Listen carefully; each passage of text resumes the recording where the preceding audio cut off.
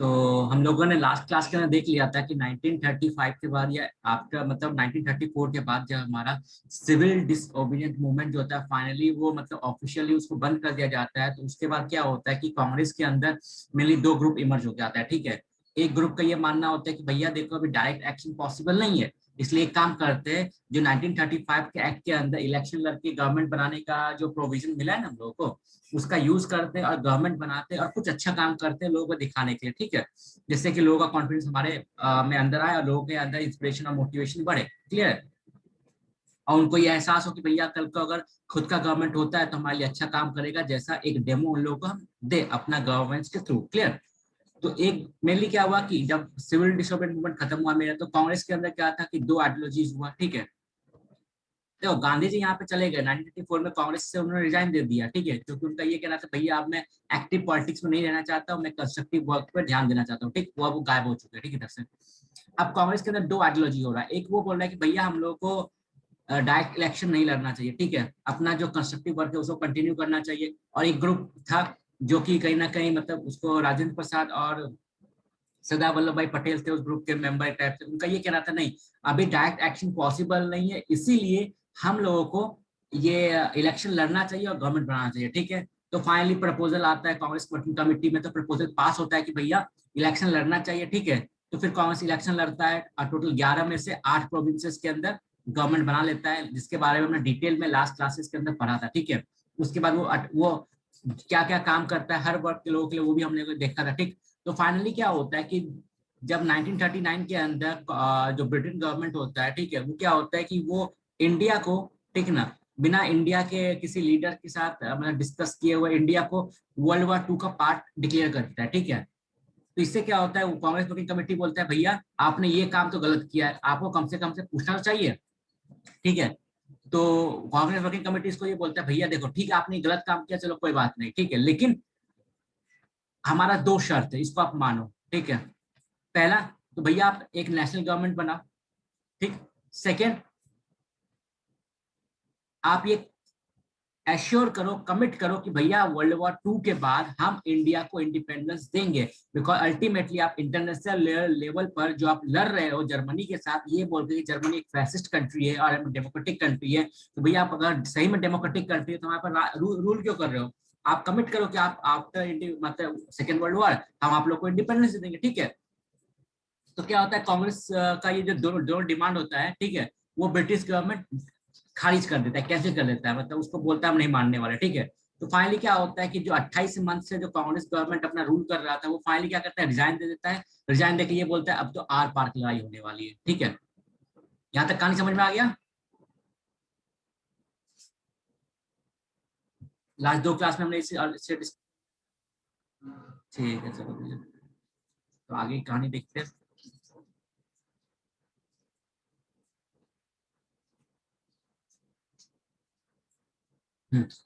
इन 1939 viceroy Lord लिंगडोफ, ये याद रखना है क्योंकि ये भाई साहब आप बहुत लंबे टाइम तक रहते हैं। ठीक है, declared India on the side of Britain in the World War II without consulting Indian leaders or the elected provincial representative। ठीक, तो इंडिया के जो वाइसरॉय रहते हैं ना, वो इंडिया को ब्रिटेन के साइड मतलब टीम में डिक्लेयर करते हैं भैया हम ब्रिटेन के साइड में। ठीक है, बिना किसी भी इंडियन लीडर के साथ कंसल्ट किए हुए या फिर जो पॉलिटिकल रिप्रेजेंटेटिव थे इंडिया में उनके साथ कंसल्ट किए बिना। ठीक है, तो उसके बाद क्या होता है, सिंपल सा बात है भैया कि हमारे ईगो पे हर्ट होगा। ठीक है, तो मतलब ये कैसे कर दिया आपने बिना हमसे पूछे, तो क्या होता है कांग्रेस वर्किंग कमेटी वर्धा में मिलता है। ठीक है, तो वर्धा सेशन याद रखना है बिकॉज ये इंपॉर्टेंट और चीज के लिए फेमस है वर्धा सेशन, तो बता सकता है क्यों भैया? जो वर्धा सेशन था हमारा कांग्रेस का, वो एक और चीज के लिए फेमस है। नहीं नहीं नहीं, वो नहीं, वो बॉम्बे में होता है। हम एजुकेशन डेवलपमेंट इंडिया पढ़ा था तो उसमें देखा था ना हमने कि वर्धा मॉडल जो स्कूल था, मतलब महात्मा गांधी का जो था वर्धा मॉडल, ठीक है, जिसमें उन्होंने बोला कि 7 टाइप का ये होना चाहिए। ठीक है, 7 साल तक का बेसिक कोर्स होना चाहिए। ठीक है, बच्चों को लाइवलीहुड रिलेटेड चीजें सिखाना चाहिए जो उनके लाइफ में काम आए, तो वो सब जो एजुकेशन डेवलपमेंट हुआ था उसको वर्धा एजुकेशन सिस्टम कहते हैं एक टाइप से। देखेंगे आगे। तो जो कांग्रेस वर्किंग कमेटी का मीटिंग होता है वर्धा के अंदर, ठीक है, वर्धा है कहाँ पे बताओ? ठीक है, पिन कोड ही बता देता।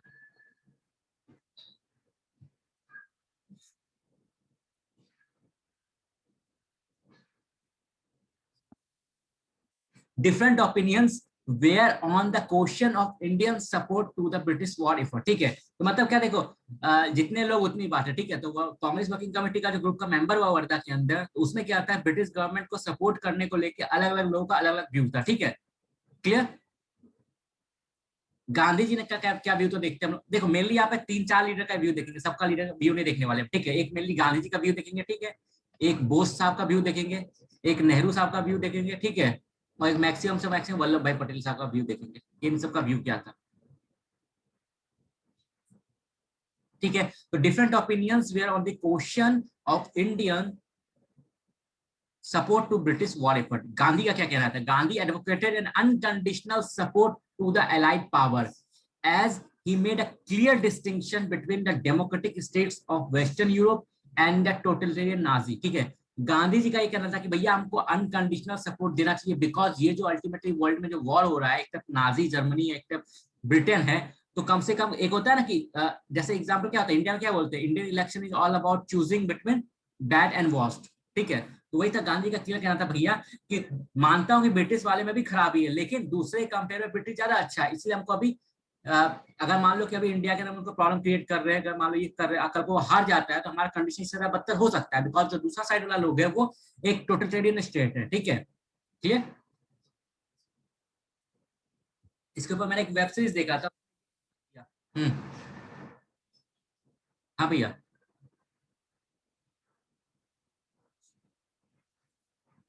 हम्म,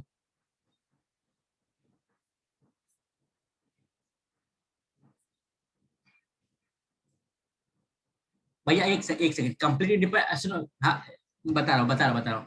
कंप्लीट इंडिपेंडेंस आपको देगा कौन, या किससे आप मांग कर रहे हो। ब्रिटेन से। और कल को अगर ब्रिटेन ब्रिटेन हाँ एग्जैक्ट हाँ, और दूसरा बात, कल को अगर ब्रिटेन कमजोर होकर हार गया तो उसका सब टेरिटरी जो ऑक्युपाई किया हुआ टेरिटरी था सब तो जर्मनी का हो जाएगा। ये भी तो सोचो। तो इसीलिए ठीक है, एक मैंने वेब सीरीज देखा था, उसमें क्या था ना कि एक टाइप से फ्रिक्शनल था, थोड़ा सा ठीक है, हिस्टोरिकल था, फ्रिक्शनल था। उसमें ये बताया गया था कि मान लिया जाए कि वर्ल्ड वॉर 2 जो है एग्जाम्पल से जर्मनी जीत जाता तो क्या होता। ठीक है, तो जैसे एग्जाम्पल छोटा डेमो ये बताऊंगा स्टोरी का पार्ट, कि जो यूएसए था वो किसके साइड था, हमारा ब्रिटेन के साइड था। ठीक है, तो यूएसए को एग्जाम्पल 2 पार्ट में डिवाइड हो जाता, वेस्टर्न वाला पार्ट जापान ले लेता, ईस्टर्न वाला ले लेता जर्मनी ले लेता। ठीक है, इस टाइप से चीज से था। तो क्या जो भी हो, तो एक टोटलियन स्टेट था। ठीक है, तो गांधी का ये था कि अभी सही टाइम नहीं है। ठीक है, तो उनका अंदर से मन नहीं लग रहा था, मतलब मान रहा था कि भाई इस टाइम ये टाइम हम लोग को ब्रिटिश गवर्नमेंट के अगेंस्ट में कोई प्रोटेस्ट करना चाहिए, बिकॉज अल्टीमेटली अगर ब्रिटिश गवर्नमेंट किसी रीजन से अगर वॉर हार जाता है तो हमारा जो सिचुएशन है और बदतर हो जाएगा, क्योंकि दूसरी साइड हिटलर है। ये गांधी जी का व्यू था। सुभाष चंद्र बोस का व्यू क्या था, उनका ये कहना था, भैया ये बहुत ही परफेक्ट टाइम है। ठीक है, उसके साथ मतलब ब्रिटेन का अभी वॉर में इंगेज है, उसका पावर वीक हो चुका है, तो भी लोहा गर्म है, हथियार हथौड़ा मार दो। Subhash Chandra Bose and the socialists argued that the war was imperialist once। ठीक है, तो मेनली का ये कहना था, वॉर है उनका एक ही मोटिव है, जो जो साइड लड़ रहा है उसका एक ही मोटिव है, क्या, टेरिटरी को ऑक्युपाई करना। बिकॉज अल्टीमेटली हम लोग वर्ल्ड वॉर 1 या 2 पढ़ेंगे तो वहां पे हम क्लियर देखेंगे कि सारा झमेला स्टार्ट होता है क्या, टेरिटरी को ऑक्युपाई को लेकर, रिसोर्सेज को ऑक्युपाई को लेकर, दूसरे कंट्री को कैप्चर को लेकर। ठीक है, तो सुभाष चंद्र बोस और अदर सोशलिस्ट लीडर होते हैं, उनका ये कहना था कि वॉर का जो कैरेक्टर वो इंपीरियलिस्टिक है। ठीक है, इंपीरियलिस्टिक और कॉलोनिज्म क्या होता है वो हम डिस्कस करेंगे जब वर्ल्ड हिस्ट्री में जाएंगे। सुभाष चंद्र बोस, हाँ ठीक है। Impulse one, since both sides were fighting for gaining for defending colonial territories, मतलब क्या दोनों साइड जो लड़ रहा है वो या तो कॉलोनियल टेरिटरी को डिफेंड करने के लिए लड़ रहा है या जीतने के लिए लड़ रहा है। ठीक है, therefore the question of supporting either of the two side did not arise। इसलिए किसी भी साइड को सपोर्ट करने का क्वेश्चन सवाल ही पैदा नहीं होता, बिकॉज दोनों साइड जो लड़ रहा है वो या तो कॉलोनी को ऑक्युपाई करने के लिए लड़ रहा है या फिर कॉलोनी को डिफेंड के लिए लड़ रहा है। ठीक है, दोनों का मोटिव एक ही है कि इंपीरियलिज्म को प्रमोट करना, इसलिए दोनों में से कोई भी सही नहीं है। क्लियर, तो ये बोस साहब का था। क्लियर, 2 पॉइंट ऑफ व्यू देख लिया हम लोगों ने। आगे देखो, बोस साहब का ठीक ना ये बोलना था कि देखो, चाहे वो ब्रिटेन हो, ठीक है, चाहे वो जर्मनी का टीम हो, ठीक, दोनों जो टीम लड़ रहा है ना, दोनों का मोटिव क्या है, या तो न्यू कॉलोनी को ऑक्युपाई करना या ओल्ड कॉलोनी को डिफेंड करना। इसका भी सेम मोटिव था, क्या, न्यू कॉलोनी को या तो ऑक्युपाई करना या डिफेंड करना। ठीक, तो मतलब दोनों का अल्टीमेट गोल क्या है, ठीक, मतलब अपना साम्राज्य को बढ़ाना। ठीक है, तो हाँ, तो अपना साम्राज्य को बढ़ाना। ठीक, तो ऐसे में आप ये कैसे बोल सकते हो कि दोनों साइड सही, मतलब दोनों से एक सही है, दोनों गलत है, क्योंकि दोनों तो एक ही चीज कर रहा है। ठीक है, और दूसरा बात, अगर ब्रिटिश सही में डेमोक्रेटिक डेमोक्रेटिक बोल रहे हैं, वॉर, ये वॉर जो डेमोक्रेटिक बिटवीन, ये जो वॉर है वो war between democratic and fascist है, तो भैया आपने, आप प्रूफ तो करो, आप कैसे मान ले आप डेमोक्रेसी के साथ हो, क्योंकि आपने हम लोग को आपने गुलाम बना के रखा, आप हम लोग को ये बोल रहे हो भैया हमारा सपोर्ट करो, बिकॉज हम लोग डेमोक्रेटिक डेमोक्रेसी के लिए वॉर लड़ रहे हैं। ठीक है, ये तो हिपोक्रेसी है। ठीक है, तो इसलिए किसी को भी सपोर्ट करने का क्वेश्चन सवाल नहीं होता है। तो ये नेहरू साहब का व्यू था। ठीक, तो ये भी एक रीजन था कि 1939 के अंदर क्या होता है कि बोस साहब और मतलब गांधी में ये दोनों का डिफरेंस, या फिर जो बोस साहब अलग हो जाते हैं मतलब एक टाइप से कांग्रेस से। ठीक है, इस्तीफा दे देते, तो ये एक ये रीजन ये भी होता है, आइडियोलॉजिकल डिफरेंस। तो जमीन जायदाद का लड़ाई नहीं होता है, आइडियोलॉजिकल डिफरेंस होता है बस। लेकिन उसके बाद भी दोनों एक दूसरे का रिस्पेक्ट करते, ये करते वो करते, तो दुश्मन नहीं होते, डिफरेंस रास्ता हो जाता है। इंस्टेड बोस साहब का ये कहना था, ठीक है, तो दोनों में से किसी को भी सपोर्ट देने का सवाल ही पैदा नहीं होता है। ठीक है, बल्कि हमें तो एडवांटेज लेना चाहिए एज अ सिचुएशन का। ठीक है, advantage should be taken of the situation to gain freedom by immediate starting civil disobedient movement. ठीक है, तो बोस साहब का ये कहना था कि एज अ सिचुएशन का हमें फायदा लेना चाहिए तुरंत एक सिविल डिसोबीडिएंट मूवमेंट स्टार्ट करके। क्लियर है? तो देख रहे हो क्या कि पर्टिकुलरली वो ऐसा नहीं कि वो गांधी एंड मैटर के खिलाफ थे, वो भी क्या डिमांड कर रहे हैं कि सिविल डिसोबीडिएंट मूवमेंट हम लोग को स्टार्ट करना चाहिए। ठीक है, अभी तुरंत। क्लियर है?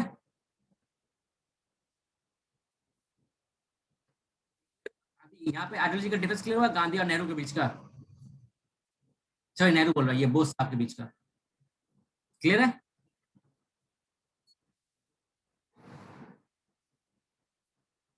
हेलो, ठीक है, चलो। हाँ, अब देख लेते हैं हम लोग का नेहरू साहब का क्या कहना था। Nehru made a sharp distinction between democracy and fascism. ठीक है, तो वही गांधी जी से मिलता जुलता इनका भी होता, क्या भैया, कि माना ब्रिटिश बुरा है, लेकिन फिर भी कुछ तो डेमोक्रेसी हम लोग को मिल रहा है, या फिर कुछ तो डेमोक्रेटिक वैल्यूज है ब्रिटिश गवर्नमेंट के अंदर, एक सिस्टम बना हुआ है।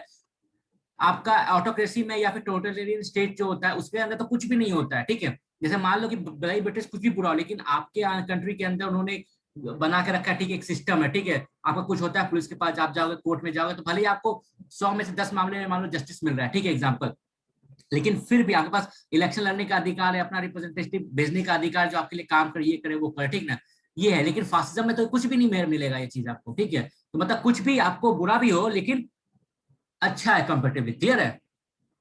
तो उन्होंने क्लियर डिफरेंसेस बताया था इनके बीच में। ही believe that justice was on the side of Britain, France and Poland, but he was also convinced that Britain and France were imperialistic power. तो एक तरह से बोल सकते हैं कि नेहरू का जो पॉइंट ऑफ व्यू था वो कहीं ना कहीं बोस साहब और गांधी के बीच का था रास्ता। ठीक है, एक टाइप से। ठीक है, इन्होंने ये बोला कि देखो, डेमोक्रेसी और फासिज्म में डिफरेंस है, हम मानते हैं, और कहीं ना कहीं हाँ, मतलब इंडिया का अच्छा हो कि ब्रिटेन जीते। ठीक है, और जो जस्टिस है, या फिर जो बोला जाए कि मतलब जस्ट कॉज जो है वो ब्रिटेन के साइड में है, लेकिन एट द सेम टाइम वो भी कन्विंस थे कि भैया दोनों जो लड़ रहा है उनका जो नेचर है इम्पीरियलिस्टिक पावर है। ठीक है, and the war was the result of the inner contradiction of capitalism maturing since the world war and. ठीक है, और ये जो वॉर स्टार्ट हुआ है वो स्टार्ट इसलिए हुआ है बिकॉज वर्ल्ड वॉर 1 के बाद भी उनके मन से कैपिटलिज्म को प्रमोट करने का, ठीक है, ये सब माइंड से गया नहीं है। ठीक है, तो therefore he advocated no Indian participation till India itself was free. Clear? तो नेहरू का जो अप्रोच था वो बहुत ज्यादा प्रैग्मेटिक था। एक तरफ गांधी जी थे। ठीक है, गांधी जी का ये बोलना था भैया हम लोग को अनकंडीशनल सपोर्ट करना चाहिए ब्रिटेन को। ठीक, ये सही टाइम नहीं निकला स्ट्रगल करने का। ठीक, बोस साहब इनका ये कहना था भैया दोनों का पावर एक ही, इसे सब सवाल नहीं होता किसी को सपोर्ट करने का, हमें तुरंत एक सिविल डिसोबीडिएंट मूवमेंट स्टार्ट करना चाहिए। ठीक है, क्लियर? अब गांधी का रास्ता भी एक टाइप से, मान लो उनका बोला कि अनकंडीशनल सपोर्ट दिया जाए, तो एक टाइप से ये भी कहीं ना कहीं एक नेशनल जो स्ट्रगल था उसका मतलब अपोजिट डायरेक्शन में चले जाता है ये चीज। ठीक है, और अगर बोस साहब का जो बात था कि एग्जांपल हमको अब तो सिविल डिस्प्यूट मूवमेंट स्टार्ट करना चाहिए था, कि अगर मान लो स्टार्ट करते हैं ब्रिटेन को हार जाता तो इंडिया कंडीशन और बदतर हो जाता। ठीक, तो इस सब में क्या क्या दोनों जो रास्ता था वो एक्सट्रीम पॉइंट था, एक टाइप समझो। ठीक है, गांधी जी बोल रहे बिल्कुल सपोर्ट, मतलब हम लोग को एक टाइप से अनकंडीशनल सपोर्ट करना चाहिए। ठीक, बोस साहब करे बिल्कुल सपोर्ट नहीं करना चाहिए, तो कहीं कहीं ना कहीं एक एक्सट्रीम इंड पकड़ हो जा रहा है, ठीक है। लेकिन बोस साहब का जो व्यू था वो क्या था, एक प्रैग्मेटिक था, ठीक है। उनको ये पता था कि भैया अगर गलती से ब्रिटेन हार गया तो भैया नुकसान हमारा होगा, ठीक है।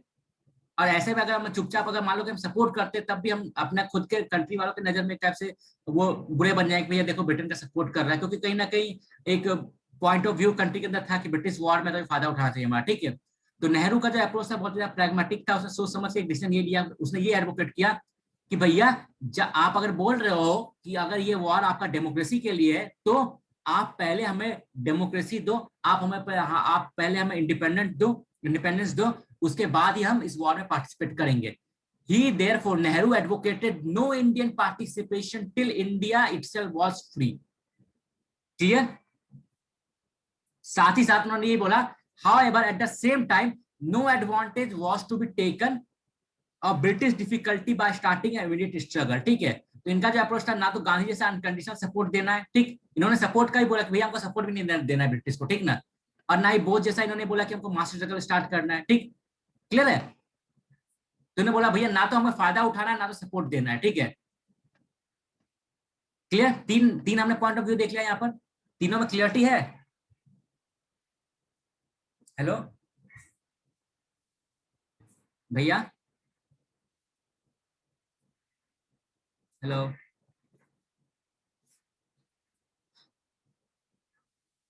ठीक है, चलो आगे देखते हैं, ठीक है। अब ये सब जो होता है, ठीक है, अब देखते हैं क्या। कांग्रेस वर्किंग कमेटी मिलता है कहाँ पे, वर्धा के अंदर, एक रिजोल्यूशन पास होता है, CWC resolution condemned fascist aggression, ठीक ना। तो फासिस्ट एग्रेशन जो होता है जर्मनी साइड से, उसको कंडेम किया जाता है। India could not be party to a war being fought for democratic freedom while that freedom was being denied to India.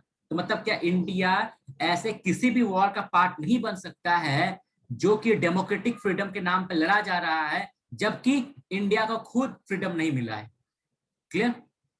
तो इतना सिंपल सा बात है भैया, अगर सपोर्ट चाहिए आपको हमारा, हमें पहले फ्रीडम दो, तभी तो आपका मतलब जो आप बोल रहे हो कि हम फ्रीडम की लड़ाई लड़ रहे हैं, डेमोक्रेसी की लड़ाई लड़ रहे हैं, पहले प्रूफ तो करो, कथनी करने में आपका कर तो दिखाओ, करके तो दिखाओ। If Britain was fighting for democracy and freedom, it should prove it by ending imperialism in its colonies and establishing full democracy in India। अगर ब्रिटेन ये बोल रहा है, ये कमिट कर रहा है कि भैया हम जो लड़ाई लड़ रहे हैं डेमोक्रेसी के लिए लड़ रहे हैं अगेंस्ट फासिज्म, तो भैया पहले आप हमें आजाद करके अपना जो बात बोल रहे हैं पहले उसको प्रूफ तो करो। You have to earn my trust, you have to earn my support. Clear.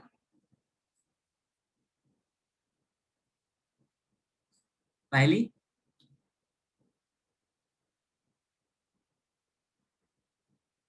ठीक है, चलो। अब इतना कुछ होगा, ठीक है। तो सिंपल सा बात है कि गवर्नमेंट तो चुपचाप बैठेगा नहीं, ठीक है।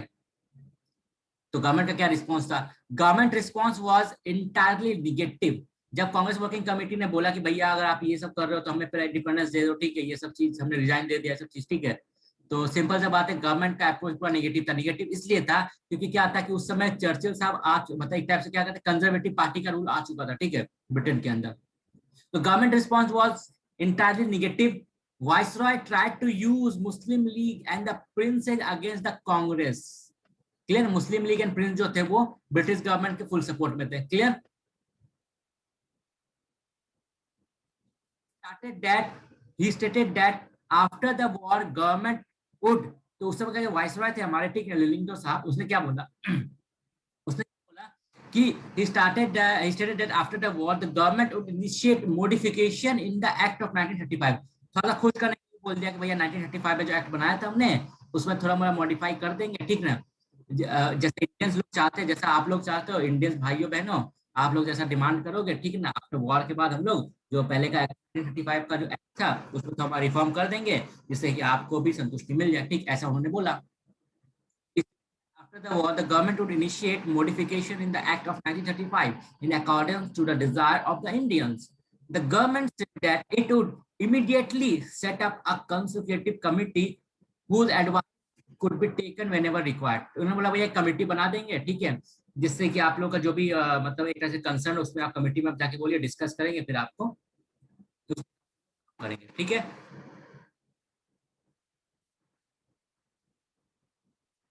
अरे रिपीट हो गया चीज, ठीक है। ये चीज हुआ हमारा, ठीक है।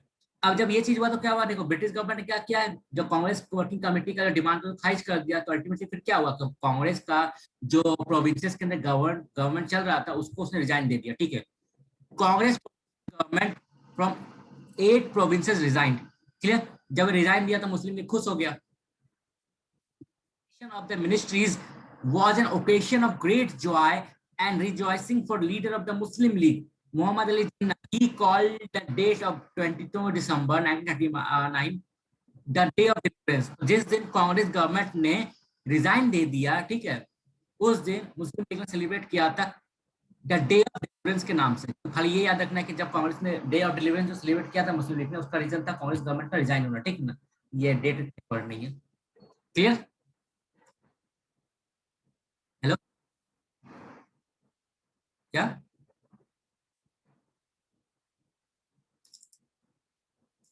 हाँ, मुस्लिम लीग ने ठीक ना बोला कि भैया कांग्रेस गवर्नमेंट ने रिजाइन दे दिया, तो खुशी की बात है। उस दिन को उन्होंने द डे ऑफ डिलीवरेंस के नाम से बनाया।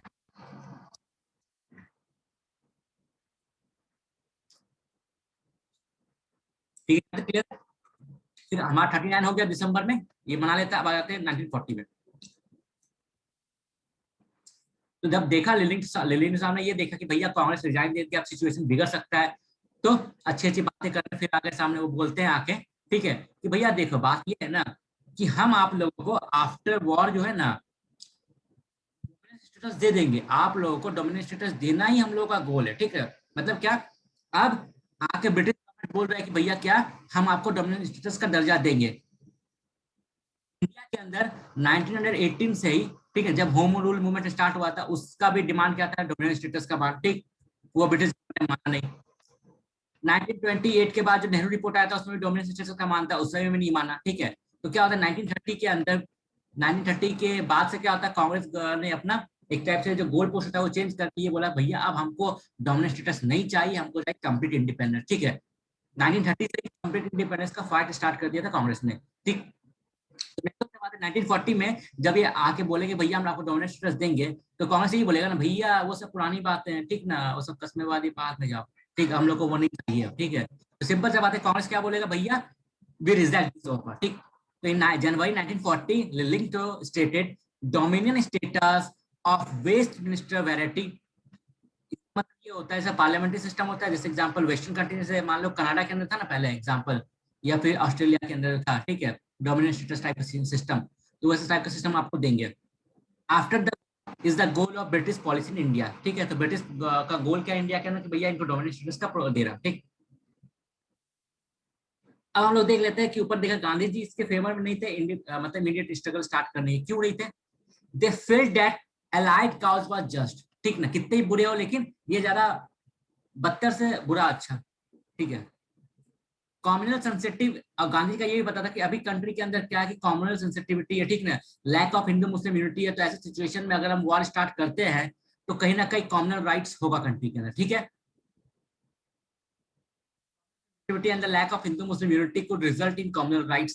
Congress organization was masses were not ready for the struggle. मतलब ऑर्गेनाइजेशन भी एक टाइप से रेडी नहीं था इसके लिए।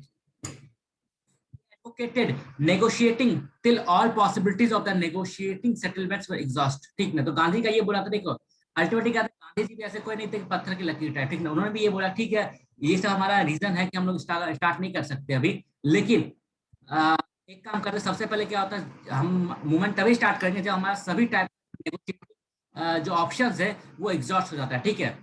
तो गांधी क्या एडवोकेट किया, Gandhi advocated negotiating till all possibilities of a negotiated settlement were exhausted. अगर सब कुछ बातचीत का सभी रास्ता खत्म हो जाता है, सभी ऑप्शंस खत्म हो जाता है, तब जाके लास्ट में हम स्ट्रगल स्टार्ट करेंगे, क्लियर। तो ऐसा नहीं गांधी जी ने बोला था हम बिल्कुल स्ट्रगल स्टार्ट करेंगे, उन्होंने ये बोला था पहले बातचीत का रास्ता अपनाते हैं, ठीक है। अगर बातचीत से काम बन जाता है तो फिर क्यों ये सब करना, क्लियर है। अगर बातचीत से काम नहीं बनता है तो फिर बाद में मास स्ट्रगल करेंगे, क्लियर भैया।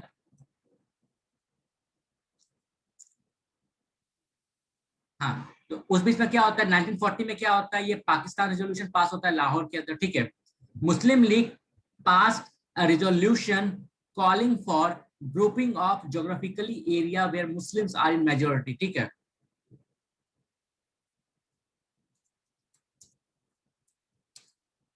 एक सेकेंड।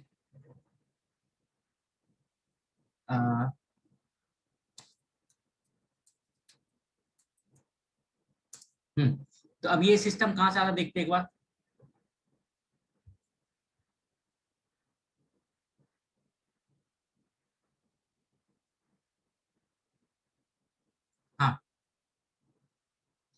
हाँ छोड़ो, ठीक है। हाँ तो मेनली क्या होता है कि पाकिस्तान रेजोल्यूशन पास होता है लाहौर के अंदर, ठीक है। तो Muslim League pass resolution calling for grouping of geographically area where Muslims are in majority, ठीक है। जहां जहां मुस्लिम्स मेजोरिटी में है, ठीक है, उसको बोलते हैं भैया आप इंडिपेंडेंट स्टेट्स का उसको मिलना चाहिए दर्जा, ठीक है। तो पाकिस्तान रेजोल्यूशन पास होता है लाहौर के अंदर। Change of government in England, ठीक है, इंग्लैंड के अंदर गवर्नमेंट भी चेंज होता है तो उसका एटीट्यूड भी चेंज होता है। Chamberlin was succeeded by Churchill as prime minister and conservatives, ठीक है। तो क्या होता है, अब चर्चिल साहब आ जाते हैं। चर्चिल साहब तो ऐसे ही मतलब वो तो कुछ ज्यादा ही नेशनलिज्म में डूबे हुए इंसान है, ठीक है। वो तो ये भी मानते थे कि इंडिया के साथ जो बातचीत हमने किया था राउंड टेबल कॉन्फ्रेंस के अंदर, उसमें भी ब्रिटिश गवर्नमेंट का ये मतलब एक तरह से प्रेस्टीज डाउन हो गया, ठीक है। तो कंजर्वेटिव टाइप के थे, तो वो इंडियंस को थोड़ा भी रिलीफ देने के मूड में नहीं थे, ठीक है। Those who assumed power in England did not have sympathy towards the claim made by Congress, ठीक है। तो उनको इंडिया या मतलब इंडिया के सब्जेक्ट के साथ इंडिया के इशू का कोई एक टाइप से कोई मतलब सिंपैथी नहीं था उनको, ठीक है। तो ये एटीट्यूड भी हम लोग को देखने को मिलता है। इसलिए क्या होता है कि हैवी रिप्रेशन किया जाता है, मतलब आर्मी फोर्स का मतलब ब्रूटली बहुत ज्यादा यूज किया जाता है दबाने के सम प्रोटेस्ट को। क्लियर है यहाँ तक कहानी? हम्म? ठीक है। इतना सब कुछ होता है तो ब्रिटिश गवर्नमेंट को भी क्या होता है, उसके ऊपर इंटरनेशनल प्रेशर भी बनता है कि भैया आप ऐसा नहीं कर सकते, ठीक है। उसके बाद क्या होता है कि इंडिया के अंदर सिचुएशन खराब होने लगता है, तो वो टाइम टू टाइम क्या करता है कि भैया किसी तरह ये लोग पीसफुली इन सारे मैटर को डील किया जाए। इसलिए क्या होता है टाइम टू टाइम थोड़ा सा मतलब सॉफ्ट कॉर्नर लाते लाते वो लोग क्या होता है कि न्यू न्यू, ठीक है। इसी रेफरेंस में क्या होता है, एक ऑफर लाता है अगस्त ऑफर। अब इसका नाम अगस्त ऑफर इसलिए क्योंकि अगस्त के महीना में आया होगा, ठीक है। आता है ब्रिटिश क्या, अब देखो जैसे जैसे क्या होता है कि ब्रिटिश गवर्नमेंट का एक टाइप से सिचुएशन खराब होते रहता है ना वॉर के अंदर, तो उनको ज्यादा लगता है कि मतलब मेरा हालत खराब हो रहा है तो मेरे को इंडियंस का सपोर्ट चाहिए, बिकॉज अल्टीमेटली इंडिया से ही तो लोग सिपाही जाएंगे वहां लड़ने के लिए। ये इतना मैन पावर है, उनको चाहिए सोल्जर्स। तो इंडिया के अंदर नेचुरल सा बात है कि अगर क्लाइमेट ऐसा रहेगा, सिचुएशन ऐसा रहेगा, ठीक है, तो हम लोग को सोल्जर्स कहाँ मिलेंगे, वॉलंटियर्स कहाँ से मिलेंगे हम लोग को लड़ने की, ठीक है। तो लोग भी चाहते थे कि भैया कि जल्दी से ये मतलब इंडियंस का हम लोग सपोर्ट जीते हैं उनसे, ये जीते जिससे कि हम लोग को वॉलंटियर्स मिल पाए, हम वर्ल्ड वार में जीत पाए। और फ्रांस, तो फ्रांस क्या होता है, गिर जाता है। अब अगर देखोगे, अगर आप ब्रिटेन का अगर देखा होगा आपने मैप,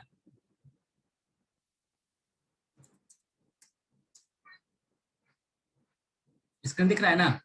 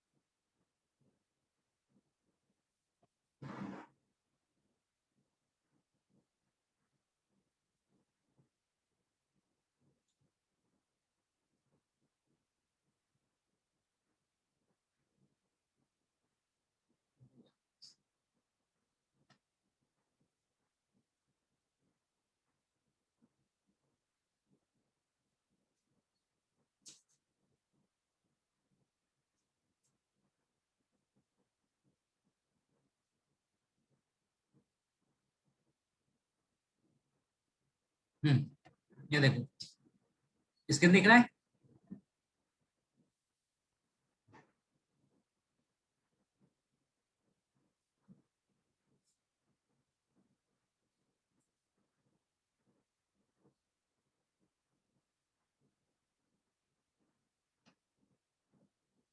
हम्म, ये देखो एक चीज, ये रहा जर्मनी, ठीक है। अब क्या था, यूके के साथ फ्रांस जो था एक टाइप से, ठीक है।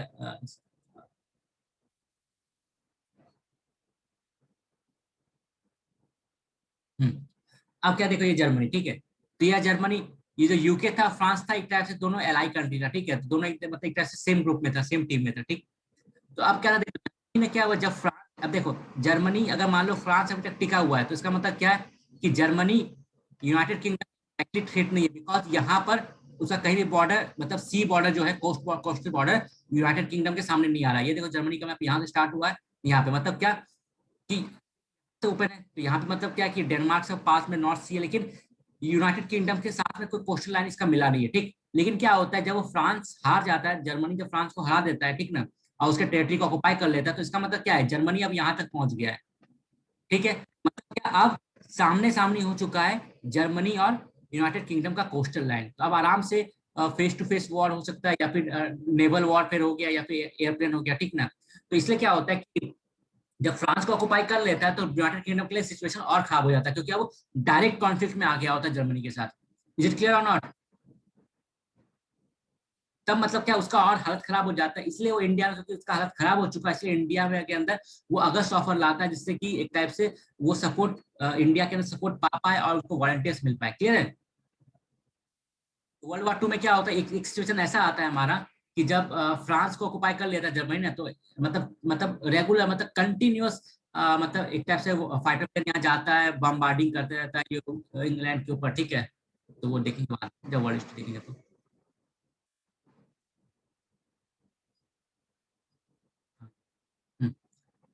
The fall of France, the Britain was in immediate danger of Nazi occupation, ठीक। तो अगला निशाना वही बन सकता था। The Congress offer to cooperate, तो क्या था देखो, कांग्रेस को भी समझ में आ रहा था कि भैया इसका हाथ खराब है, अगर मान लो ऐसे सिचुएशन में अगर हम कॉपरेट नहीं कर रहे तो ये हार जाएगा, हार जाएगा तो हमारे लिए बद से बदतर सिचुएशन हो जाएगा, ठीक है। इसलिए कांग्रेस ने एक ऑफर दिया, क्या, the Congress offer to cooperate in the war if transfer of authority in India is done to interim government, ठीक ना। आप एक काम करो, ठीक है, आप हमको, हम आपको नहीं बोल रहे कि आप अभी तुरंत का तुरंत हम लोग को इंडिपेंडेंस दो, ठीक है। आप एक काम करो, आप एक नेशनल लेवल पे गवर्नमेंट बना के, इंटरिम गवर्नमेंट बना के उसको अथॉरिटी ट्रांसफर कर दो इंडिया का, ठीक है। इससे हम अब खुश हैं, बाकी हम समझ रहे हैं कि आपका हालत खराब है, हम समझ रहे हैं आपका हालत खराब है, हमारी फुल सिंपैथी आपके साथ, लेकिन हमारा भी तो साइड समझो आप, ठीक है। तैयार है? एक सेकंड, हाँ बता रहा हूँ, हम सपोर्ट करने को तैयार है आपको, लेकिन उसका एक शर्त ये है कि भैया पावर जो है इंडिया के अंदर, रेगुलेशन का पावर आप उनको ट्रांसफर कर, एक इंटरिम गवर्नमेंट बनाओ, ठीक है। एक पावर ट्रांसफर कर दो। इंटरिम गवर्नमेंट का मतलब ये होता है कि जब तक फुल गवर्नमेंट ना आ जाए, ठीक है, तब तक वो काम करते रहता है, ठीक। एक गवर्नमेंट होता है उसका मान लो 5 साल का टाइम पीरियड होता है, ठीक है, टाइम पीरियड खत्म होता है, ठीक। अब मान लो इलेक्शन स्टार्ट हो गया, ठीक, इलेक्शन स्टार्ट हो गया तो क्या होता है, जब तक न्यू गवर्नमेंट चुन के नहीं आता है, तो वो एक गवर्नमेंट, जो पुराना गवर्नमेंट होता है वही गवर्नमेंट में रहता है, ठीक है, जब तक कि न्यूली अपॉइंटमेंट प्राइम मिनिस्टर ना आ जाए, ठीक है। तो वो जो पीरियड होता है उसी को कहते हैं इंटरिम गवर्नमेंट, मतलब स्टार्ट समझाना जब तक फुल गवर्नमेंट ना आ जाए, तो उसके पास पावर बहुत कम होता है, ठीक है ना। तो वो सब पॉलिटी का पार्ट है, इकोनॉमिक्स। हाँ हाँ, the Congress offered to cooperate in the war if transfer of authority in India is done to an interim government. The government response was a statement of the viceroy known as August offer, ठीक। तो इस proposal को सुनने के बाद British government ने कुछ offer दिया, ठीक है, तो उसी को हम लोग क्या कहते हैं, अगस्त ऑफर। तो क्या क्या प्रपोजल था, तो प्रपोजल ये था कि हम एडवाइजरी वॉर काउंसिल बनाएंगे, ठीक है, जिसमें इंडियंस को भी इंक्लूड किया जाएगा। After the war a representative Indian body would be set up to frame a constitution for India. August war के प्रोविजन में पहला प्रोविजन क्या था कि हम लोग एक वॉर एडवाइजरी काउंसिल बनाएंगे। सेकंड क्या कि आफ्टर द वॉर, ठीक है, हम एक इंडिपेंडेंट, एक रिप्रेजेंटेटिव बॉडी बनाएंगे, ठीक है, जो कि इंडिया का कॉन्स्टिट्यूशन फ्रेम करेगा, ठीक। क्लियर? थर्ड क्या था, viceroy executive council would be expanded without delay. अब ये सब तो हम वॉर के बाद करेंगे, ठीक है, लेकिन अभी के अभी हम एक काम करते हैं, वाइसराय का जो एग्जीक्यूटिव काउंसिल है उसको एक्सपेंड कर देते हैं, ठीक है। और डोमिनेट ऑफर, अगस्त ऑफर में क्या बोला गया था, भैया हम आपको डोमिनेट स्टेटस देने के लिए तैयार है, ठीक है, लेकिन आफ्टर द वॉर, ठीक। एक आपको कॉन्स्टिट्यूशन बनाने का अधिकार देंगे, लेकिन आफ्टर द वॉर। तो ये दोनों डिमांड जो था आफ्टर द वॉर, ठीक। इमीडिएटली क्या करेगा, एक वॉर काउंसिल बनाएगा और एक वाइसराय काउंसिल को एक्सपेंड करेगा, ठीक ना। तो सिंपल सा बात है क्या कि डोमिनेंट स्टेटस का डिमांड था वो 1930 में मर चुकी, खत्म हो चुका है, ठीक है, खत्म हो चुका है, ठीक। तो नेचुरल सा बात है कांग्रेस इसको भी रिजेक्ट कर देगा, क्योंकि भैया डोमिनेंट स्टेटस तो पुराना बात है, ठीक है, तो पुराना वादा वो सब याद, वो सब पुरानी बात है, ठीक ना। I am not the same person any more, ठीक। तो उसने भी यही बोला कांग्रेस ने कि भैया हम वो वाले कांग्रेस नहीं रहे। का मांग कर रहा है, हमको चाहिए पूरी आजादी। और दूसरी बात, ये वॉर के बाद क्या होता है, वॉर तो आप जीत जाओगे, तो ऐसा तो आपने पहले ही बहुत कहा कि भैया हम इसके बाद ये करेंगे, ये करेंगे, करो तब तो, कैसे मान ले कि आप करोगे। In 1941, Viceroy Executive Council was enlarged to give the Indians majority 8 out of 12। तो मेनली क्या होता है, फिर वाइसरॉय की मतलब थोड़ा बड़ा यकीन आ पाए इंडियंस को, ठीक है, इसलिए क्या करता है कि जो 4 प्रपोजल में से एक प्रपोजल जो होता है कि वाइसरॉय एग्जीक्यूटिव काउंसिल को हम एक्सपेंड करेंगे, तो वाइसरॉय क्या करता है, अपने एग्जीक्यूटिव काउंसिल को एक्सपेंड कर देता है, और 12 में से 8 जो होता है ना वो इंडियंस होते हैं, मतलब मेजोरिटी ऑफ सीट जो होता है वाइसरॉय काउंसिल के अंदर वो इंडियंस के पास रहता है, ठीक है। सिर्फ 4 जो होता है वो ब्रिटेन मतलब ब्रिटिशर्स के पास होता है, लेकिन वो चारों के चारों इंपॉर्टेंट होता है, ठीक है। जैसे एग्जाम्पल होम मिनिस्ट्री हो गया, फाइनेंस हो गया, डिफेंस हो गया, ठीक है, तो सब इंपॉर्टेंट अपने पास रख लेता है, बाकी जो एग्रीकल्चर हो गया, ये सब हो गया, ये सब इंडियन को चिपका देता है, ठीक। तो viceroy executive council was enlarged to give the Indians a majority of 8 out of 12, but the whites remain in charge of defense, finance and home, ठीक है। तो ये बोला कि भैया सब कुछ अपने पास आप रख ही लिए, तो हमको मिला क्या, ठीक है, बेवकूफ बना दिया आपने हमको, चॉकलेट के नाम पे हमको, मतलब हमको कैडबरी के नाम पे आपने हमको मतलब कुछ और पकड़ा दिया, ठीक है, चॉकलेट के नाम पे लेमन जूस पकड़ा दिया हम लोग को। तो वही चीज बोला कि भैया ये तो आपने क्या सब कुछ इंपॉर्टेंट आपने अपने पास, फाइनेंस आपके पास है, डिफेंस आपके पास है, होम मिनिस्ट्री आपके पास है, तो हम क्या करें, झुंझुना बजाए सब लेके फिर। Indian defence council was set up with purely advisory function. और दूसरा बात क्या, एक और उसका क्या था, भैया हम एडवाइजरी काउंसिल बनाएंगे, उसमें इंडियंस को इंक्लूड करेंगे, तो ये खाली एक एडवाइजरी बॉडी था, मतलब क्या, कुछ एडवाइस दिया, बाद में वाइसरॉय को पसंद है ब्रिटिश माने, वरना उसको फेंक दे कूड़े के ढेर में। क्लियर है यहाँ तक कहानी, एक बार देख लो खुद से भैया, क्लियर है तो। क्या कि हम लोग मॉडर्न हिस्ट्री के इंड इंड में ही है, भारत को आजाद करवा, भारत को आजाद करवा देंगे भैया 10 तक।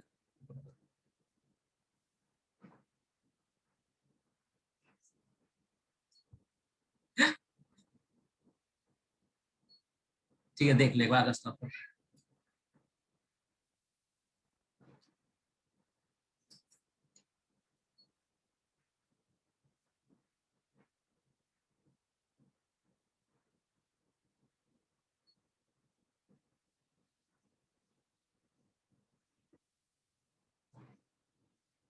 नहीं नहीं, वही तो मैंने उसने समझाया था, मैंने ये बोला, कांग्रेस ने बोला कि ठीक भैया आपका, हम समझ रहे हैं आपका हालत खराब हो रहा है, लेकिन ठीक है हमारी भी कुछ शर्तें, ये मानो आप, ठीक। तो ब्रिटिश गवर्नमेंट ने उसको सुना, ब्रिटिश गवर्नमेंट ने सुनने के बाद अपने साइड से एक प्रपोजल रखा, उसको करते हैं हम लोग।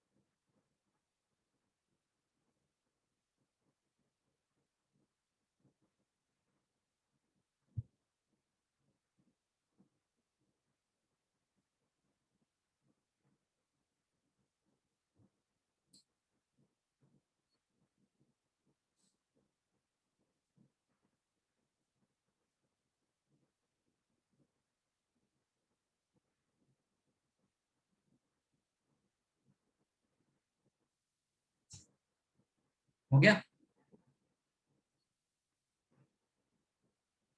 चलो अगस्त ऑफर क्लियर।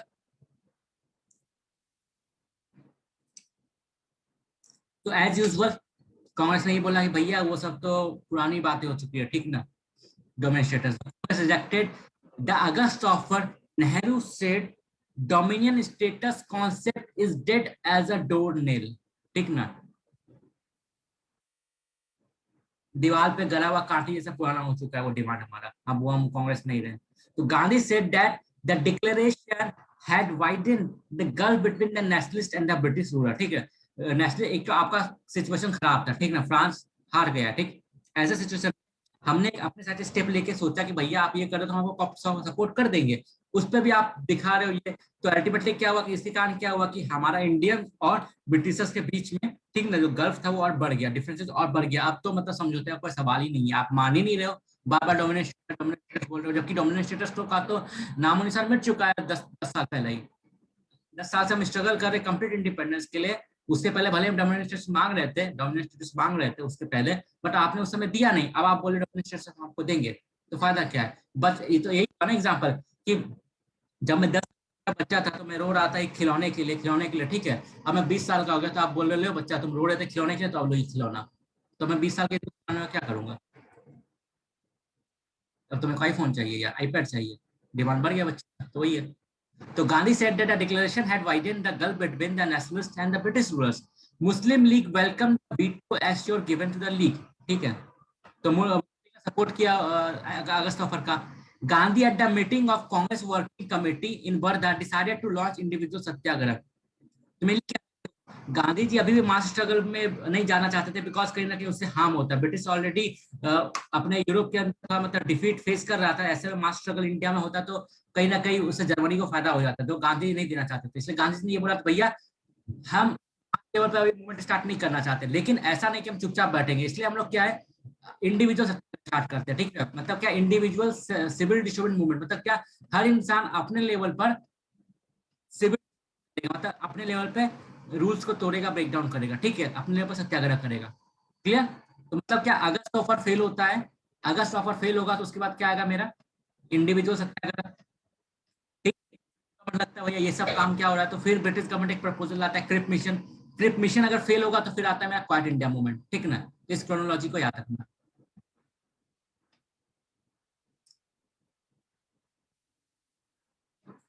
ठीक है। अगस्त ऑफर मेरा आता है, अगस्त ऑफर फेल हो गया मेरा, तो फिर मेरा स्टार्ट होता है इंडिविजुअल सत्याग्रह, ठीक है। उसके बाद क्या होता है, क्योंकि इंडिविजुअल सत्याग्रह क्या होता है, ब्रिटिश गवर्नमेंट को लगता है भैया ये क्या हो रहा है, ये हमारे प्रॉब्लम सरदर्द और ना बन जाए, इसलिए क्या होता है, एक न्यू प्रपोजल लेके आता है ब्रिटिश गवर्नमेंट, क्रिप मिशन, ठीक है। तो क्रिप प्रपोजल भी फेल हो जाता है, तब गांधी जी स्टार्ट करते हैं क्वाइट इंडिया मूवमेंट। आगे आ जाएगा, क्रोनोलॉजी समझो, क्रोनोलॉजी। इतना अच्छे से समझाते हैं हमारे होम मिनिस्टर साहब। तो अगस्त ऑफर फेल, अब आ जाते हैं हम लोग इंडिविजुअल सत्याग्रह के ऊपर, ठीक। Towards the end of 1940 Congress once again asked Gandhi to take command, ठीक है। मतलब क्या, 6 साल से गांधी ने बोला कि भैया इलेक्शन नहीं लड़ना चाहिए, ठीक ना, हम लोग को बाइकआउट कंटिन्यू करना चाहिए। उस समय तो मतलब किसी ने बात माना नहीं गांधी जी का, ठीक है। उस समय तो राजेंद्र प्रसाद जी, वल्लभ भाई पटेल और सब जो लोग थे, ठीक है, उन्होंने बोला नहीं इलेक्शन लड़ना चाहिए। उस समय गांधी का बात किसी ने माना नहीं, इसलिए गांधी जी अपना देखा कि भैया अब तो इस बूढ़े का जरूरत ही नहीं किसी को, देखते ऐसे उन्होंने कांग्रेस से रिजाइन दे दिया, ठीक। लेकिन अब जब जरूरत पड़ा मास स्ट्रगल करने का, तो गांधी जी को याद किया कि भैया गांधी जी आइए और लीडरशिप दीजिए, कमांड लीजिए, ठीक है। So towards the end of 1940, Congress once again asked Gandhi to take command. After the August offer, after the August offer, disappointed radicals and leftists wanted to launch a mass civil disobedience movement, but here Gandhi insisted on individual सत्याग्रह। मतलब क्या था, जब अगस्त offer fail हुआ, जो radicals थे और leftist India के अंदर, वो क्या चाहते थे, मास सिविल डिसोबीडियंस मूवमेंट स्टार्ट हुआ। गांधी जी ने बोला नहीं ये ऐसा करना ठीक नहीं होगा, इसलिए हम लोग को एक न्यू जुगाड़ निकाला जाए, क्या, इंडिविजुअल सत्याग्रह का, ठीक है। Individual satyagraha was not to seek independent. एक चीज यही याद रखना कि इंडिविजुअल सत्याग्रह जो था उसका मोटिव क्या था, उसका मोटिव इंडिपेंडेंस पाना नहीं था, उसका मोटिव ये था कि भैया हमको फ्रीडम ऑफ स्पीच गारंटी मिले, हम अपना जो बात है वो सामने रख पाए। The other reason for this satyagraha was that a mass movement may turn violent। और दूसरा रीजन ये था, गांधी जी को ये पता था कि ऐसे सिचुएशन में, ऐसे एटमोस्फेयर के अंदर कोई भी मास स्ट्रगल होगा तो वो नन वायलेंट नहीं रह पाएगा, वो वायलेंट हो जाएगा, कॉम्युनल होगा वहां पे। इसलिए गांधी ने इंसिस्ट किया भैया इंडिविजुअल सत्याग्रह ही हम लोग करेंगे, इसमें वायलेंट होने का या वायलेंस होने का, कम्युनल स्ट्रगल होने का चांसेस बहुत ही कम है। The other reason of the satyagraha was that a mass movement may turn violent। Non-violence was the core of individual satyagraha। Non-violence was the core of individual satyagraha। तो check करते भैया कौन कौन होंगे। तो the first Satyagraha was Acharya Vinoba भावे। ठीक है, इनके बारे में और डिटेल में पढ़ेंगे हम लोग आफ्टर इंडिपेंडेंट इंडिया, मतलब पोस्ट इंडिपेंडेंट इंडिया के अंदर। ठीक है, जिन्होंने ग्राम दान मतलब टाइप का मूवमेंट चलाया था इन्होंने। सत्याग्रही was Acharya Vinoba Bhave, who was sent to jail when he spoke against the war. ठीक है, the second satyagraha was Jawaharlal Nehru, the third was Brahmadatta. They are sent to jail for violating the Defense of India Act। ठीक, defence of India में ये था कि भैया आपको जो वॉर लड़ रहा है कुछ भी अगेंस्ट में नहीं बोलना उसके खिलाफ। ठीक है, तो वही बात, लॉ को हम तोड़ेंगे क्योंकि हम लोग को फ्रीडम ऑफ स्पीच चाहिए। ठीक है, तो this was followed by lot of other people, तो बहुत लोगों ने किया।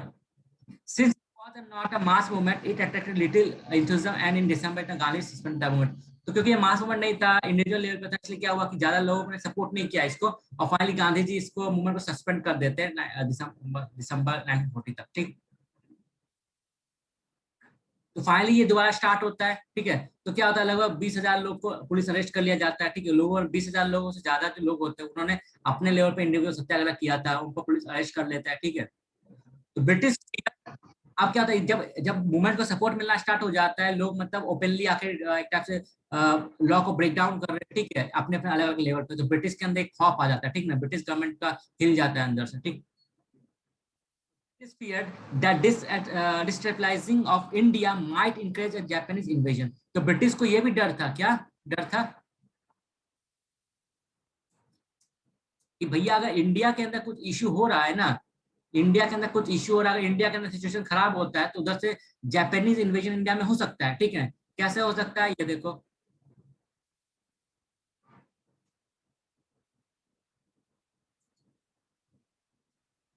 इसके तो मैप देखना पड़ेगा।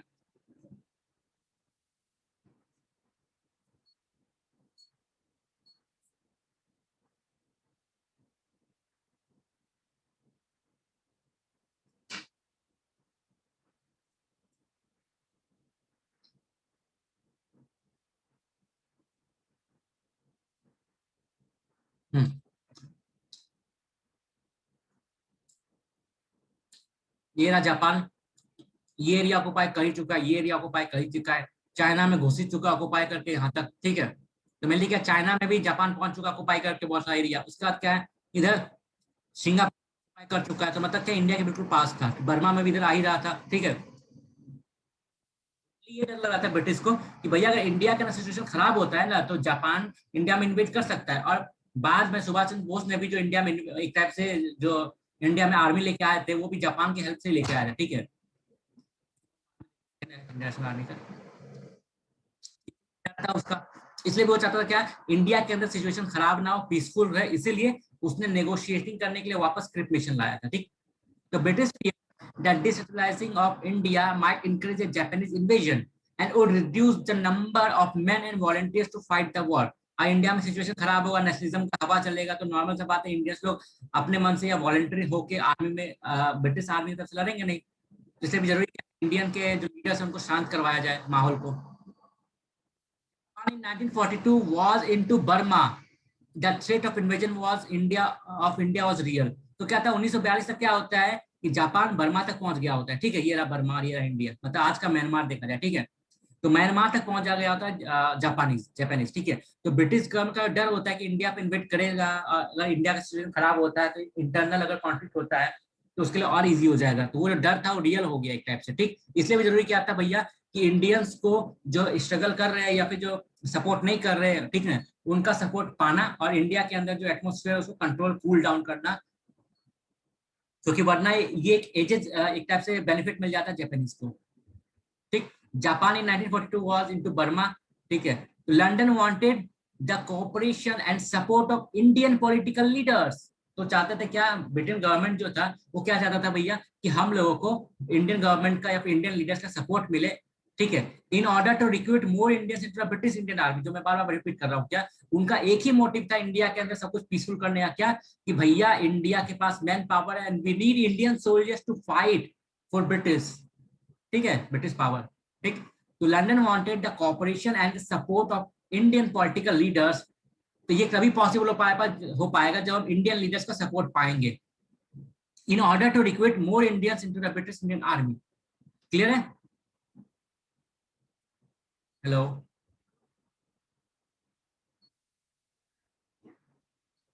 तो इसको देखना ही, आगे बढ़े, देख लो।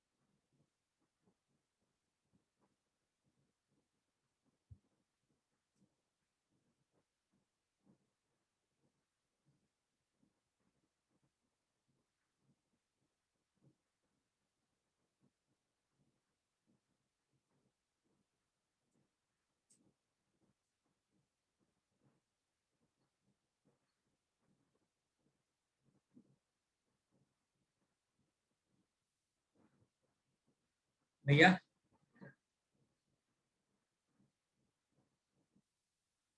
क्लियर, क्लियर है।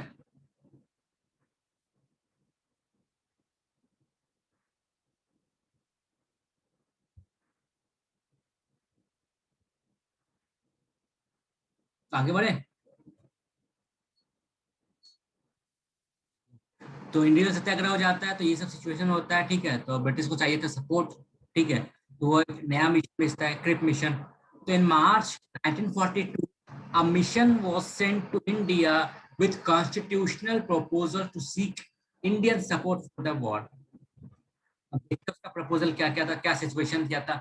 To secure full Indian cooperation and support for their effort in world war 2। Indian का सपोर्ट चाहिए वर्ल्ड वॉर 2 में, इसलिए भेजा। Pressure on Britain from allies USA, USSR and China to see Indian cooperation. तो international pressure भी था इन सब एलाइज का। Indian nationalists had agreed to support the Allied cause if adequate power was transferred immediately and complete independence given after the war. तो Indian nationalist जो थे वो भी तैयार थे कि भैया ठीक है, आपको सपोर्ट करने के लिए तैयार है, लेकिन आप अभी सफिशिएंट पावर तुरंत इमीडिएटली ट्रांसफर करो, कुछ सफिशिएंट पावर एक नेशनल गवर्नमेंट को, ठीक है। और दूसरा बात, आप ये कमिट करो कि भैया आफ्टर वॉर हम लोग आपको इंडिपेंडेंस दे देंगे। ठीक है। तो Gandhi was oppose to Indian involvement in the war as he would not morally endorse a war and also suspect British intentions, ठीक ना। तो गांधी क्या थे, ये प्रपोजल के खिलाफ थे और वो इंडिया का मतलब वॉर में इन्वॉल्वमेंट के खिलाफ थे, ठीक है। पहला कि भैया वो एक एक प्रिंसिपल भी था कि भैया नहीं, नॉन वायलेंट का इशू है तो किसी भी वॉर इफेक्ट हम कैसे सपोर्ट कर सकते। दूसरा रीजन ये था कि भैया ब्रिटिश के इंटरेस्ट पे भैया मेरे को भरोसा नहीं है, तो बहुत बार वो बोल के मतलब ये करेंगे वो करेंगे बट कभी करता नहीं है, ठीक है। तो कैसे विश्वास कर लिया जाए। और तीसरा चीज क्या कि देखो अभी तो हम अगेंस्ट ब्रिटेन जर्मनी के लड़ रहे हैं, ठीक है, लेकिन कल को अगर आप इंडिपेंडेंस होते हो, ठीक है, तो कहीं ना कहीं जिसके अगेंस्ट में आप लड़ रहे हो, कल को आप इंडिपेंडेंट फॉरेन पॉलिसी कैसे चला पाओगे उसके साथ में। क्लियर है। तो believing that the British were not sincere about Indian independence, ठीक है। तो गांधी को लगता था भैया कि इनका इंटेंशन पे बिलीव नहीं किया जाता क्योंकि ये लोग उतना सिंसियर नहीं है इंडिया के इंडिपेंडेंस को लेके, बस ऐसे ही हवा में उड़ा दे रहे, हाँ ठीक है करेंगे करेंगे करेंगे,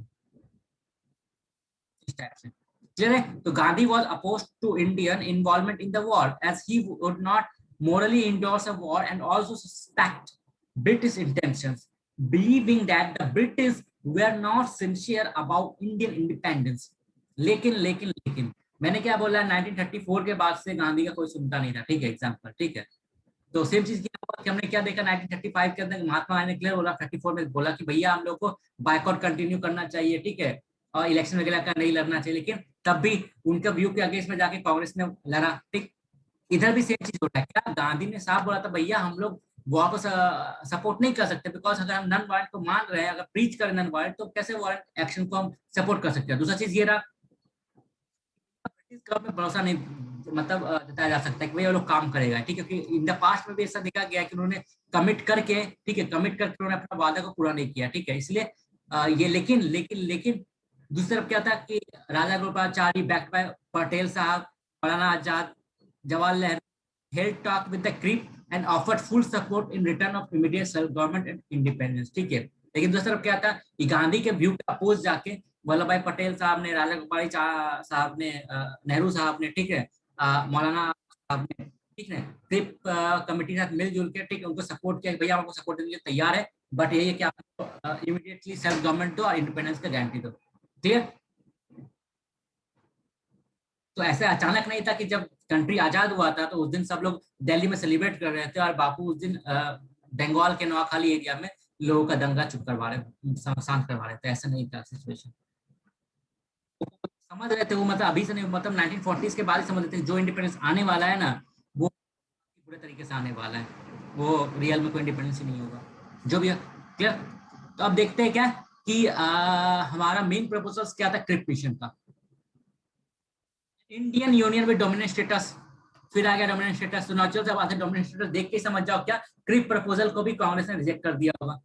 उन्होंने ये बोला तो क्या था क्रिप मिशन के अंदर, Indian union with dominant status would be set up, हम एक डोमिनेंट स्टेटस बनाएंगे, ठीक, it would be free to decide its relations with the commonwealth, ठीक है, तो मतलब ये जो कॉमनवेल्थ कंट्रीज है, ठीक है, उनके साथ अपना रिलेशन मेंटेन करने के लिए फ्री होगा उसका मन, and free to participate in the United Nation and other international bodies. उसके पास ये भी हक होगा कि अपना किस इंटरनेशनल ऑर्गेनाइजेशन में खुद को मेंबर बनना चाहता है, नहीं बनना चाहता है, ठीक है, मतलब कुछ लेवल का हम लोग उसको सॉवरेनिटी भी देंगे, ठीक है, डोमिनेंट स्टेटस का दर्जा देंगे with some kind of sovereignty. At the end of the war, a constitutional assembly would be formed to frame a new constitution. तो वॉर के बाद हम लोग कॉन्स्टिट्यूशन कमेटी बना देंगे जिसमें कि इंडियंस लोग अपना इलेक्ट होकर जाएंगे और अपना कॉन्स्टिट्यूशन बनाएंगे। This assembly would be partially elected by the provincial assemblies through a proportional representation and partially nominated by the princes। तो ये जो कॉन्स्टिट्यूशन कमेटी बनेगा, जो कि अपना कॉन्स्टिट्यूशन बनाएगा, तो उसके जो मेंबर्स होंगे वो कुछ मेंबर्स इलेक्ट होकर जाएंगे, कुछ मेंबर्स को नॉमिनेट किया जाएगा प्रिंसेस के द्वारा। Clear? British government would accept the new constitution, ठीक, तो जो भी ये जो इंडिपेंडेंट कॉन्स्टिट्यूशन असेंबली बनेगा आफ्टर वॉर, वो जो भी वो कमेटी जो भी कॉन्स्टिट्यूशन बनाएगा उसको ब्रिटिश गवर्नमेंट एक्सेप्ट करेगा, लेकिन दो शर्त पूरा होना चाहिए। पहला क्या, any provision not willing to, any provision मतलब देखो ये क्या था, बोला गया भैया देखो आफ्टर वॉर हम लोग एक कॉन्स्टिट्यूशन असेंबली बनाएंगे, ठीक है, ठीक, उस कॉन्स्टिट्यूशन असेंबली के अंदर कुछ मेंबर जो होंगे वो इलेक्टेड होंगे। इलेक्टेड कहां से? जहां पर जो ब्रिटिश इंडिया के अंदर जो जगह है जहां पे इलेक्शन हुआ था 1937 के अंदर, वहां के लोग जो को इलेक्ट करेंगे, और जो राजा रजवाड़े होंगे वो नॉमिनेट करेंगे, ठीक, तो इलेक्टेड और नॉमिनेटेड दोनों का प्रोविजन था यहाँ पर, ठीक है, वो तो ब्रिटिश गवर्नमेंट ने ये बोला कि ये जो कॉन्स्टिट्यूशन असेंबली जो भी एक टाइप से कॉन्स्टिट्यूशन बनाएगा हम उसको एक्सेप्ट करेंगे, लेकिन दो शर्त पे। पहला तो ये कि भैया अगर मान लो कोई कल कोई प्रोविजन प्रोविंसेस जो है मेरा, कोई भी राजा रजवाड़ा या फिर कोई भी टेरिटरी अगर बोलना चाहे कि भैया हम इस कॉन्स्टिट्यूशन को नहीं मानते और हम एक सेपरेट कॉन्स्टिट्यूशन बनाना चाहेंगे, तो उसको सेपरेट कॉन्स्टिट्यूशन बनाने का हक मिलना चाहिए, ठीक। Any not willing to join the union could have a separate constitution, ठीक है, उसको अपना सेपरेट कॉन्स्टिट्यूशन बनाने का हक होना चाहिए, ठीक है। The new constitution making body safeguard racial and religious minorities, ठीक है, तो मतलब ये जो हमारा न्यू कॉन्स्टिट्यूशन बॉडी बनेगा, ठीक है, तो वो जो होगा वो हर टाइप के रेशियल और रिलीजियस माइनॉरिटीज का जो राइट्स है उसको सेफगार्ड करेगा, ठीक, मतलब फ्रीडम ऑफ रिलीजन का भी गारंटी होना चाहिए, ठीक है, मतलब किसी के ऊपर आप इम्पोज नहीं करोगे, ठीक है, clear. Defence of India would remain, और दूसरा चीज क्या है कि जो इंडिया का जो डिफेंस है या फिर जो आर्मी है वो ब्रिटिश गवर्नमेंट के हाथ में रहेगा, ठीक है, and the government power would remain same, मतलब क्या कि डिफेंस मिनिस्ट्री का जो राइट्स है, डिफेंस का जो राइट्स है वो ब्रिटिश गवर्नमेंट के पास रहेगा, और गवर्नर जनरल का जो पावर है अभी वो वैसे का वैसे ही रहेगा। क्लियर? क्लियर है ये चीज? मतलब उन्होंने ये बोला कि भैया हम यूनियन बनाएंगे, ठीक ना, उस यूनियन में क्या है जिसको मैंने ज्वाइन करने को ज्वाइन कर सकता है, ठीक है। जो लोग ज्वाइन करेगा वो लोग आपस में मिलकर कॉन्स्टिट्यूशन बनाएगा अपना, ठीक है। और जो लोग ज्वाइन नहीं करना चाहता है कोई बात, वो अपना अलग कॉन्स्टिट्यूशन बनाएगा, ठीक है।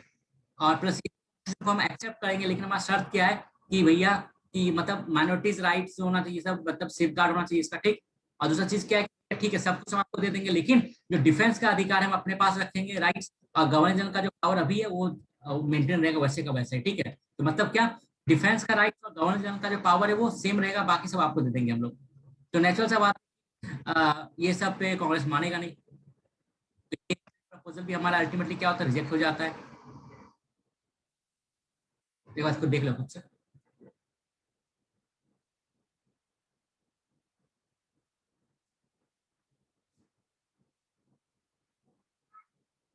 बोलो।